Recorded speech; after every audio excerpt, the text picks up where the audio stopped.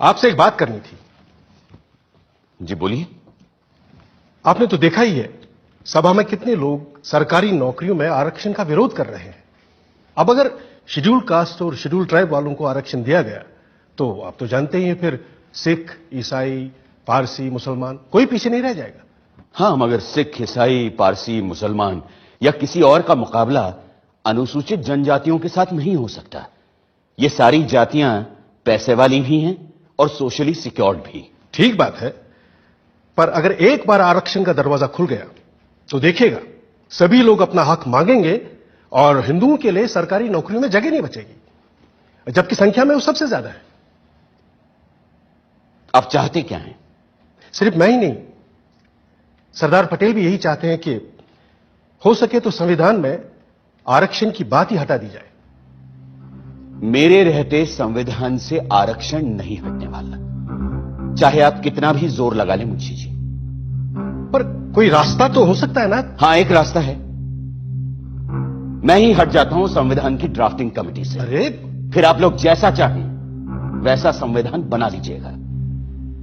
सुनिए भीमराव सुनिए तो। उस दिन से डॉक्टर अंबेडकर ने संविधान का मसौदा बनाने का काम बंद कर दिया और ये भी संदेशा भेज दिया कि वो ड्राफ्टिंग कमेटी से ही नहीं, लॉ मिनिस्टर के पद से भी इस्तीफा दे देंगे।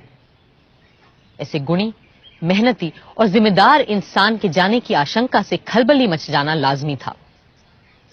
अब एक ही रास्ता सामने था और एक ही संकटमोचक।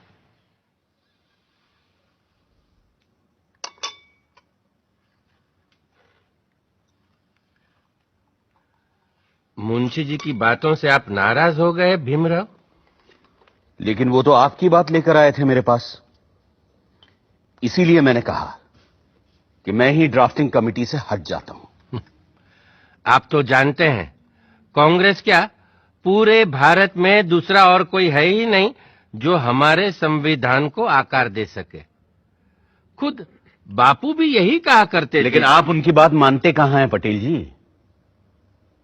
गांधी जी पिछड़ों को रिजर्वेशन देने की मेरी तजवीज से सहमत थे।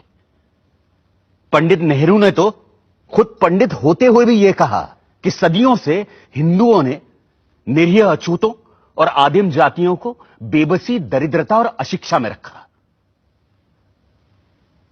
फिर अगर हमें उन्हें सबके साथ बराबर लाना है तो हमें उन्हें स्पेशल ट्रीटमेंट देना ही होगा।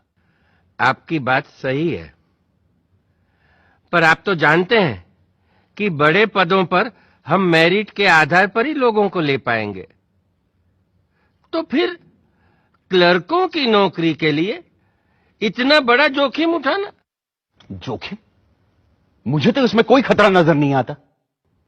खतरा यह है कि अगर हमने एक विशेष वर्ग को आरक्षण दे दिया तो बाकी के लोग भी आरक्षण की मांग करेंगे और भारत भर में जातिवाद का यह जहर फैलता जाएगा।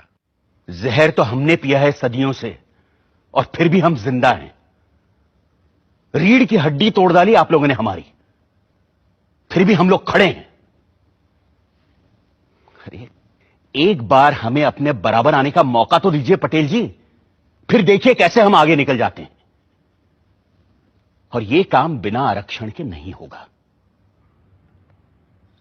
अगर फिर भी मेरी बातें आपको जहरीली लग रही हैं तो मैंने अपना इस्तीफा तैयार रखा है, आप खुद लेते जाइएगा।